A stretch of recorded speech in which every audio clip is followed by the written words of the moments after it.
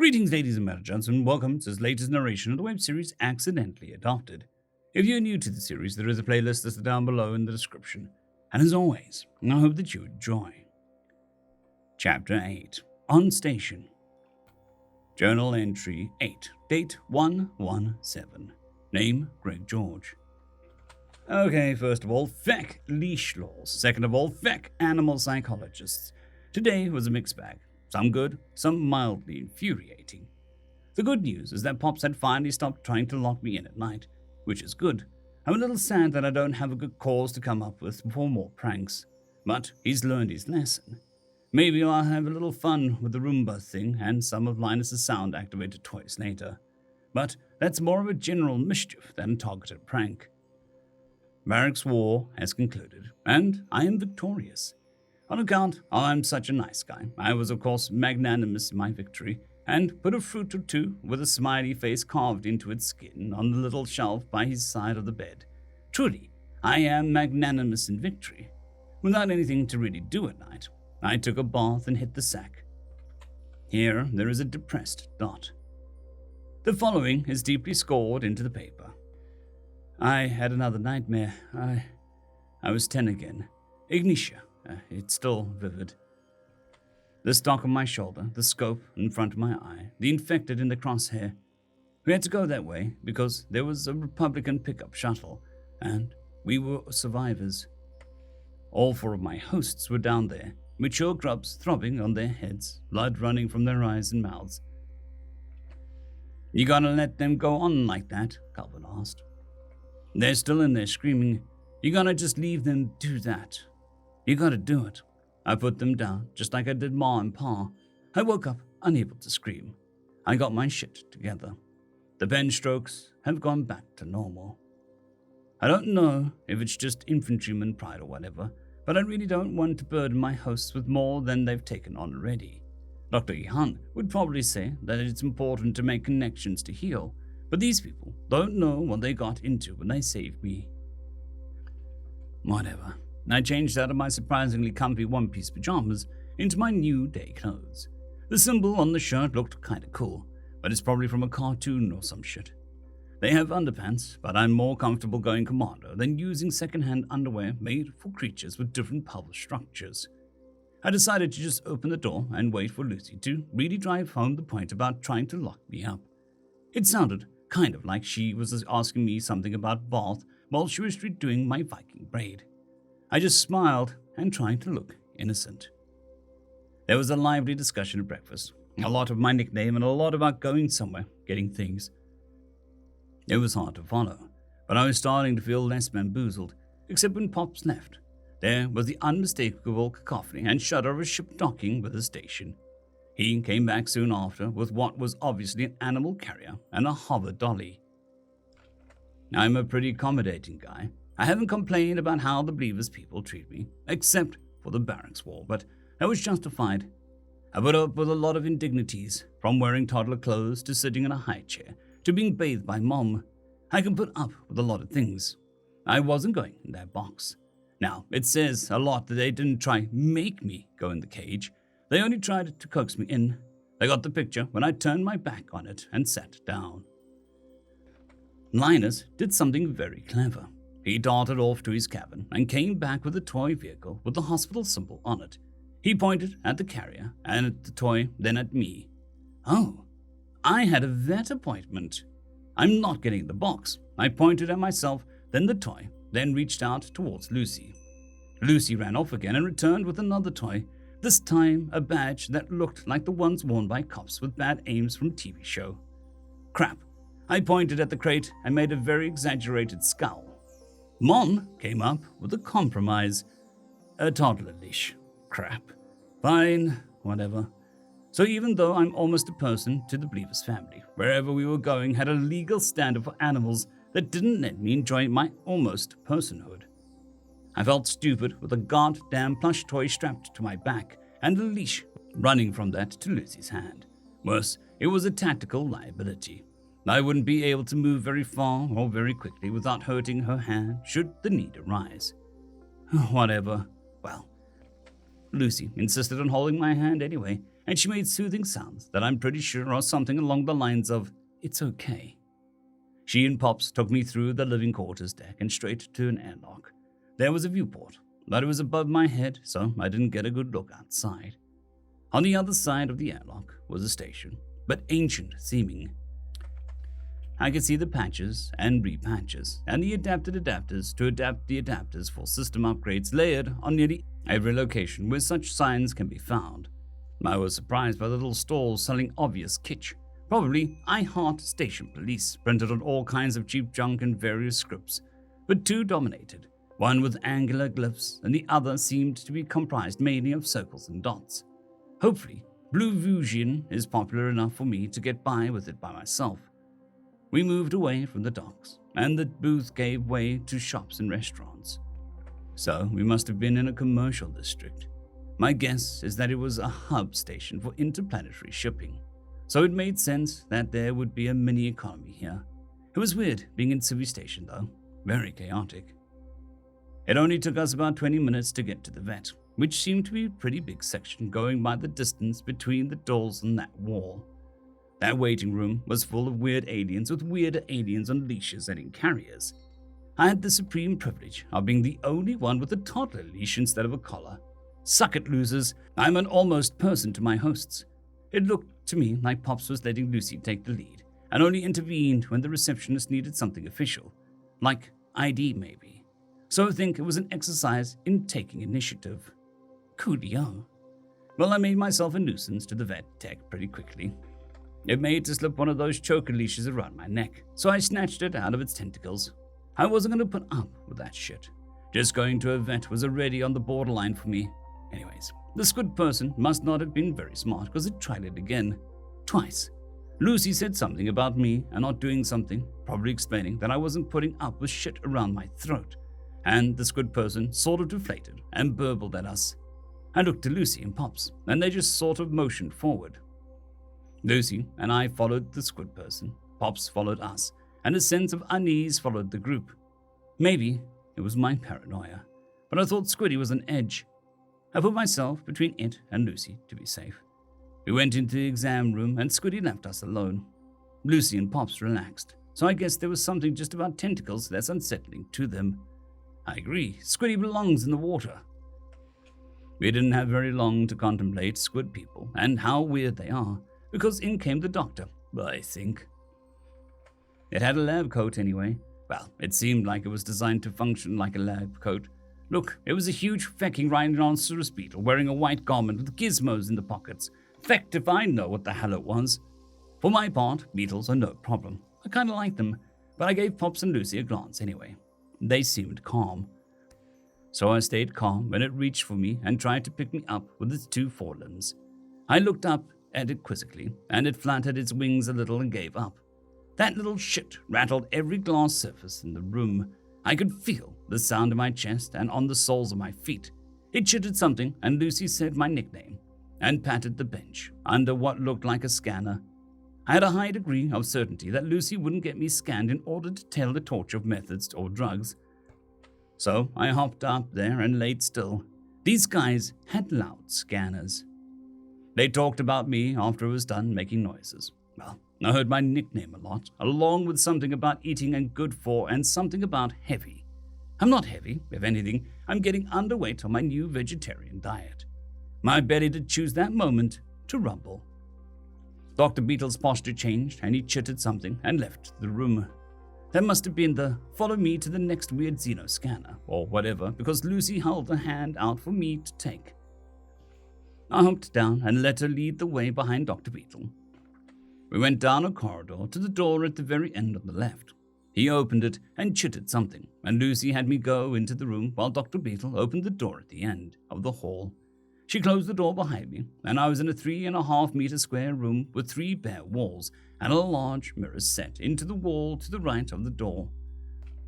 From the perspective of having just entered, the room itself was littered with physical puzzles and varying difficulty, each with a piece of fruit as a reward. Really? Okay, I know that Dr. Beetle didn't know any better, and maybe I overreacted a tiny bit, but I was just a little annoyed at the whole situation. So I scowled at the mirror. It rattled when I ran my eyes over a certain spot. So I looked back to that spot again, and the mirror vibrated like some boot strapped a bass to it to try and make his sick beats thrum through the barracks. When the glaring didn't work, I rearranged the puzzles in order of difficulty, from easy on the wall closest to the door to highly frustrating and impossible at the wall closest to the mirror. I glared at the vibration spot again and made sure that I was standing in a different position. Well, fine. If you want to play the "Is the dumb monkey smart enough to give up on the impossible box" game, I'll show you how dirt powders open faking boxes. I know doing things out of spite isn't very healthy, and Dr. Johan would say that a little patience goes a long way. But I've been patient, you fecking internal therapist voice. I can't help that it's a finite fecking resource. So I set about solving the possible puzzles, except I didn't gobble the fruit pieces like a greedy chimp. No, I put all the rewards in a line in front of the mirror, where I was pretty sure Dr. Beetle could see them. Then I went about dismantling the impossible puzzles. It's not like they were fragile.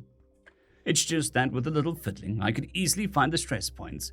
Now, that last puzzle had some meter-long metal rails that were supposed to keep the treat just out of reach when I tried to reach into the box. It was obviously designed to look like it was an easy puzzle, but actually be impossible. So I broke off the rail and put the reward with the others. I found the mirror vibrating spot and stepped on the fruit pieces one by one.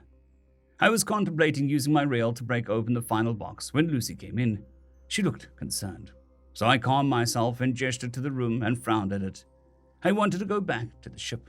Well, instead, she said something about little and more. When they started putting monitoring gizmos on my skin, the kind that pick up heart rate, skin conductivity, breathing rate and such, I realized that I was failing my psych eval. Crap. Dr. Johan would say something like, "There isn't any failing a psych evaluation. There's only measuring what you require." Thanks, internal therapist voice. Well, this room was a lot less insulting. Lucy went to take a bit of the rating from me, but Dr. Beetle chittled at her, and she let me keep it. They were trying to provoke instinctual behaviors, I think, and to be fair, they got me to cover my ears, gag, and dry heave, and sneeze with the first tests, so I guess that they weren't complete failures of tests. The first test was exposing me to a battery of sounds and noises at varying volumes. The next was to sense, which got the most variety of responses out of me. Xenos are aware of some rank-ass shit. The boys in psychological warfare are probably going to want to talk to Dr. Beetle. The next test was visual stimulation via one of those weird TVs that took up the wall opposite the door, which was frankly cruel in its effects on me, whatever its intentions. It started off with flashes of color and lights at various brightness levels, but that was fine. It was the images, shapes and suggestions of forms were flashed on the wall, and I don't think I had much reaction to those. However, after that, they were basically pictures, a bunch of stuff I didn't recognize, some animals that might have been predators or delicious or both, but mixed in with stills of animals I killed in the pit. That shit was fact. They were probably checking to see if it would get the fear or regression response out of me, but it was just fecking depressing.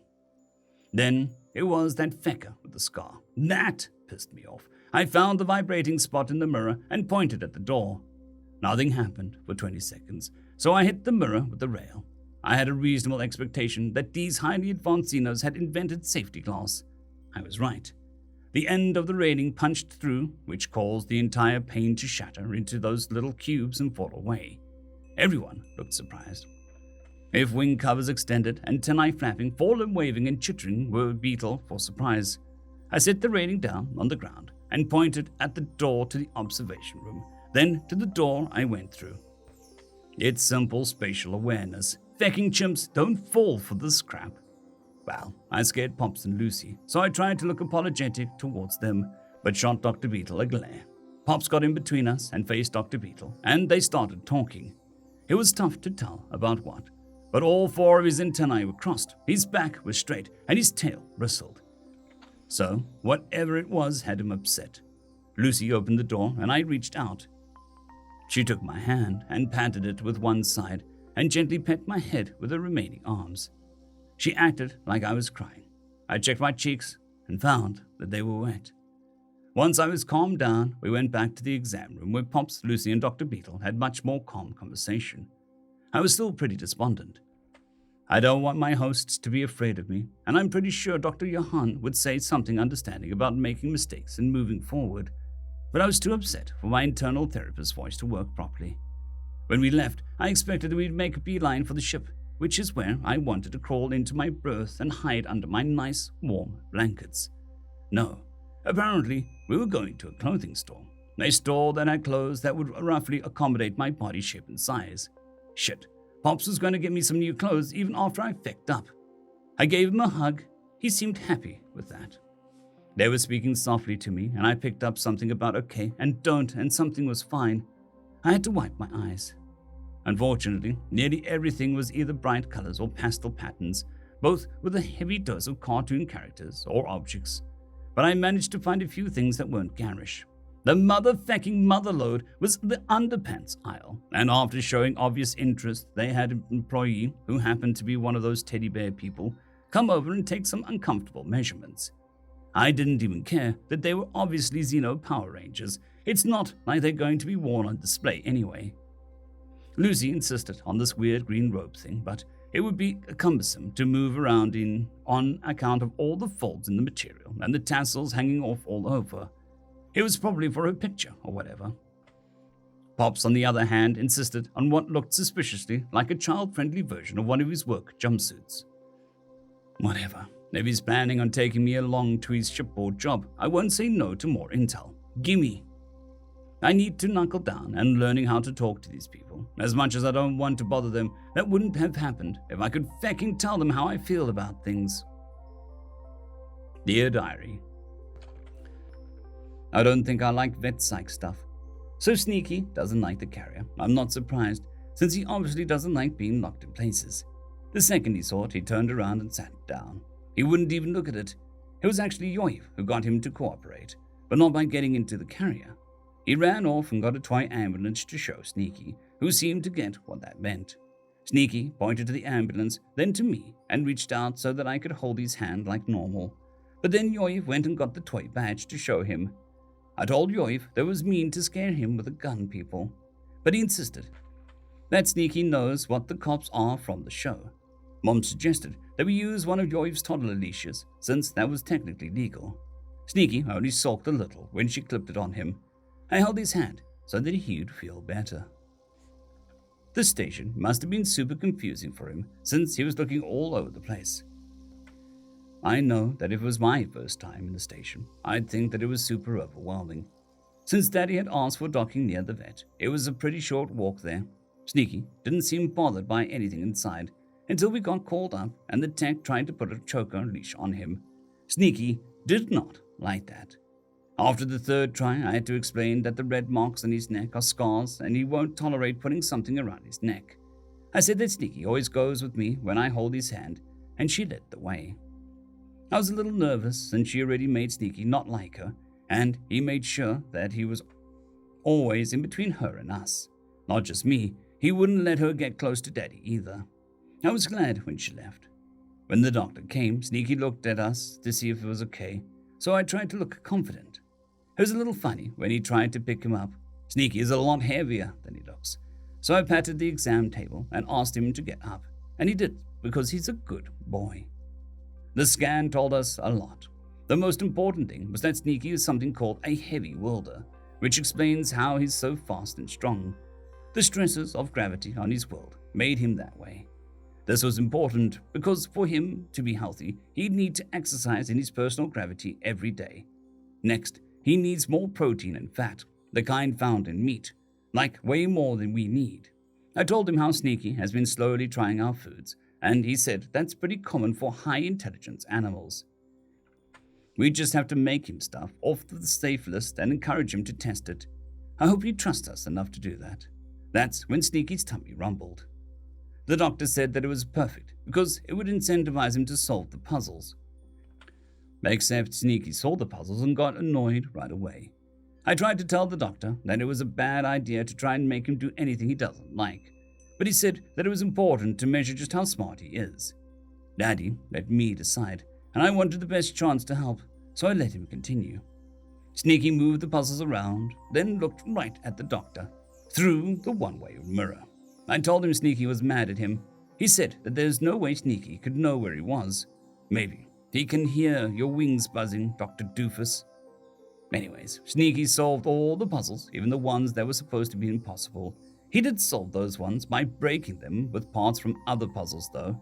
Then he squished the treats from inside the puzzles. He must have thought that the doctor was making him do tricks for food, and didn't like that.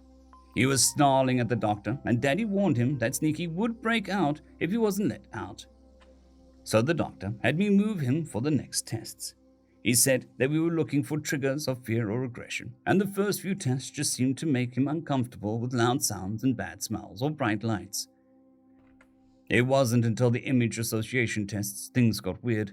Most of the animals didn't do anything except make him sort of asses out of him. Some of them, though, made him look sad for some reason, and Daddy was getting angry.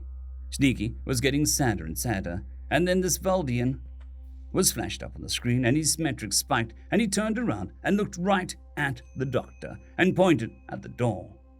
The readout in the doctor's hand was going nuts, and Sneaky looked like he was shaking. I'm glad that he wasn't looking at the screen. That jerk had made a CG image of a dead Sneaky cub. Daddy was furious. Sneaky broke the window. I'd never seen him do anything violent before, so it was a little surprising. I recovered quickly, though, and I went to comfort him. He was pointing at the two doors, like it was obvious where we were, and I guess it was. That door had to go somewhere. Duh. Daddy actually said, "Now you're certain you wish to insist," to him. I think the doctor realized that he messed up, since saying anything other than no would probably cause a duel. Daddy was mad enough. It was kind of scary to see him that mad. We had a conversation with the doctor in the exam room, and Sneaky just tried to stop crying. He had told us that he has very few aggressions or fear responses, and should be safe to be even in noisy and chaotic environments. He also said that the aggression response might be for Valdians in general, or that one in particular. Daddy told him that maybe next time he shouldn't use images from a police file to test how traumatized a crime victim is. He just replied that Sneaky's actually coping with it well, and whatever we were doing to help him feel safe is working. Daddy swore at him. After that, we went to get Sneaky some new clothes, and when he figured out where we were, he gave Daddy a hug. Daddy cried a little, but wiped his tears away before Sneaky looked up. My poor Lima was so upset. We had to stand there and tell him that he did a good job, and it's okay, and he doesn't have to worry about the window. Everything was fine. I feel like he understood more than our tone, and he did calm down, and Daddy just bought whatever he seemed to be interested in. Not a lot of bright colors, which kinda lame because he looks cute in bright colors. He found the underwear aisle, but we didn't know what the style that fit him was called, so we asked for help. He patted the store assistant, probably because she was so fluffy. She didn't mind. Daddy got him a jumpsuit, so I think he's planning on the three of us going on the maintenance rounds for the afternoon shift. Hope Sneaky likes that. I want to spend more time with Daddy. I got Daddy to get him a set of the cutest formal robes. We're going to have the best family photo. Log 6,000,9.04. Personal, Captain Yormdrill. Stars save us from smart men with no common sense. Stars bless my daughter and her common sense. She gets the present before we leave. Sky's the limit. While preparing the carrier was useless, Sneaky absolutely rejected it, and we should have expected him to, considering what he's been through. It was hard enough to load him up and unconscious, so there was no way that it was happening while he was awake and aware. Drugging him would completely destroy his trust in us. So, when Travdi suggested it, she had the grace to reject her own idea on those grounds. It was actually Yovtril who moved us out of a deadlock. He scampered off to his room and got a toy ambulance to show Sneaky, and with some pointing, he got Sneaky to understand that he was going to see a doctor. He still refused the carrier, so Yovtril scampered off again and showed Sneaky a toy badge. "Yoiv," Trandy scolded. "It's mean to scare him with the gun people." "He knows what they are from TV. The cops and doctors." "Sweetheart," my wife said softly, "he just likes how it moves. He doesn't know what's going on in the shows." "No, Mummy, he knows. He watches the shows with me to see things." "It's okay, honey. You'll understand when you're older." "He knows," Yovtril muttered darkly. I wasn't surprised to see him overestimate Sneaky. They've really taken to each other. Then again, Sneaky is awfully clever. Time will tell if Yovdrov really is right about that. What about a leash? Not one with a collar, one of Yovdrov's. That should be legal. I said we should try. And if it doesn't work, we'll try to see if we can convince the vet to come on board. I accompanied Trandy and Sneaky on their trip in order to provide official documents and, of course, pay, but otherwise let her take the lead. I didn't have to step in during the intake process at all, and she even successfully defended his psychological needs from the vet tech with poor pattern recognition. Sneaky didn't trust her one bit after that stint, though. He wouldn't let her get near either one of us. He didn't have much of a reaction to the doctor, not even when he tried to pick him up. I very politely didn't laugh. Trandy got him to hop up for the scan, and that was quite informative. Firstly, Sneaky is a heavy wielder, which explains a lot, and means we need to make some additional efforts when it comes to exercise. Second, he has such a robust immune system that there are less than 1 billion known pathogens that can actually harm him, and the majority of those are not by much. If he does happen to get seriously ill, there are some relatively easy to acquire compounds safe to use on him, which will help clear the infection. Third, he can eat a dizzying array of foods, including most of our larder, excluding 1 kind of greens and 3 fruits. He's seriously deficient in the nutrients found in meat, and he needs larger portions than we do, more often than we do. But meat is cheap, so it's no hair of my braid. Trandy thinks that we can get him to try new things based on trust, and I have some ideas about that. Finally, Sneaky has a highly developed brain structure, and we shouldn't be surprised that he's good at spatial reasoning or picking up new games. Sneaky's stomach rumbled during the discussion on food, and the doctor said, "Perfect. Hunger will give him an incentive to perform well in the intelligence tests. Follow?" I had the foreboding feeling as Trandy led him to the room with the intelligence tests, and the doctor led us into the observation room. Sneaky was immediately displeased. "He's mad at you," Trandy said. "Nonsense, he has no reason to be angry with me." "You're making him do tricks for food. He doesn't like food being toyed with." "Well, if he's mad, he can't be mad at me specifically. He didn't see who set these up." The doctor kept up a running commentary as Sneaky began to engage with the tests. "Interesting. He's arranged them in order of difficulty. I wonder if it's an instinctual understanding of the objects or if he assesses them. Well, that was rather quick. Let's see how long it takes him to give up. Oh, he broke it open.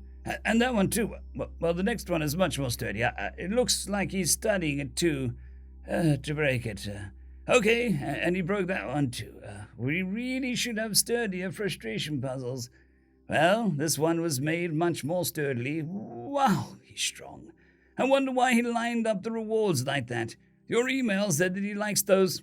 "I told you, he's mad at you. He's looking right at you." A coincidence, I'm sure. "You better let him out of there." "Miss, I'm a doctor. I do know what I'm doing." "And we have experience," I said calmly. I was calm, very calm. "He will escape that room if you don't." "It is unlocked. Please take him across the hall." The next set of tests were inoffensive. Morally, that is. It seemed as though they offended Sneaky's senses quite a bit at several points. However, when I saw that he'd mixed in stills from the police reports in regarding his rescue, I was livid. It all came to a head when the gang leader's face was flashed up on the screen. Sneaky quipped, acting despondent, and shook with either fear or rage. He spun about and locked eyes with the doctor through the one-way glass and pointed at the door.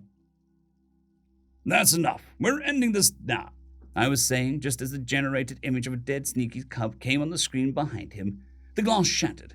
I was halfway expecting something like this, but how furious he looked was still a little shocking. "How did he even know there was a room back here?" As if in answer, Sneaky pointed at the first door he came through, then at the door to the observation room. "You did say expect good spatial reasoning. He knows what doors are." "This is amazing. We need to—" "No," I said. I stepped up in front of him and reiterated, "Your tests are complete." "Listen, he's from an unknown species, and this combination of traits is practically unique in the known galaxy. It's vital to our understanding of—" "Are you certain you wish to insist?" I was ready to drag this highly educated fool to the nearest magistrate for a duel. Blades, wisely, he backed down. He gave his psychological observations, such as they were, after Trandy got sneaky calmed down. He seemed more despondent than anything when we were walking to the kids' clothing shop. When we got there, though, he looked up and saw the display and came to some conclusions, I think. He embraced me, weeping. I knew this limo would make me cry, but I didn't think that it would be like this. End of story. I would just like to thank the T5 supporters: Bushmaster117, Casper Arnholtz, Dragzoon W.R.E, Elijah Silvercross, Gray, Jon Carrington, and Sevaren Serberous. Thank you very much.